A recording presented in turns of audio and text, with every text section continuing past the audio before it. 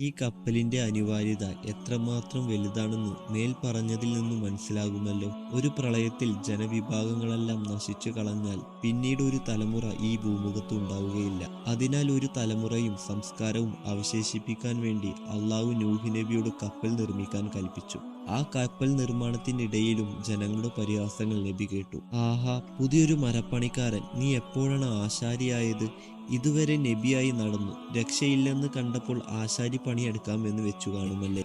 അല്ലെങ്കിലും മുമ്പ് തന്നെ ഞങ്ങൾ പറഞ്ഞതല്ലേ ഈ കൂട്ടുകെട്ട് നല്ലതല്ല എന്ന്. ഇപ്പോൾ അവരെപ്പോലെ താഴ്ന്ന പ്രവർത്തനങ്ങൾ ഏർപ്പെടുകയാണല്ലോ. വീണ്ടും ജനങ്ങളുടെ പരിഹാസം തുടർന്നു. നൂഹേ, നീ ഒരു കപ്പൽ നിർമ്മിക്കുന്നുണ്ടല്ലോ, ഉണ്ടാക്കിക്കഴിഞ്ഞാൽ ഇതെന്തു ചെയ്യാനാ? ഇവിടെ ഈ പൊരിമണലിൽ കപ്പലോടുമോ? അതോ പർവ്വതത്തിന്റെ മുകളിലേക്ക് കപ്പൽ കയറ്റാനാണോ ഭാവം? സമുദ്രമൊന്നും ഇവിടെ ഇല്ലെന്ന് നിനക്കറിയാമല്ലോ.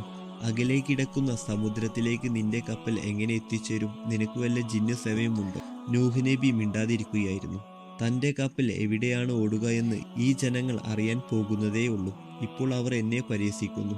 അള്ളാഹുവിന്റെ അനുഗ്രഹത്താൽ അവരെയും പരിഹസിക്കാനുള്ള അവസരം വരും. ഒരുപാട് പരിഹാസങ്ങൾക്കൊടുവിൽ അങ്ങനെ നൂഹ് നബി കപ്പൽ നിർമ്മിച്ചു കഴിഞ്ഞു. ഇൻഷാ അല്ലാഹ് ഇതിന്റെ തുടർക്കഥ നമ്മൾ അടുത്ത വീഡിയോയിൽ ഉൾപ്പെടുത്തുന്നതായിരിക്കും. ഇതുപോലുള്ള വീഡിയോകൾ ദിവസം ലഭിക്കാൻ നമ്മൾ ഇൻസ്റ്റാഗ്രാമും അതുപോലെ യൂട്യൂബ് സബ്സ്ക്രൈബ് ചെയ്യാനും ഫോളോ ചെയ്യാനും മറക്കരുതേ.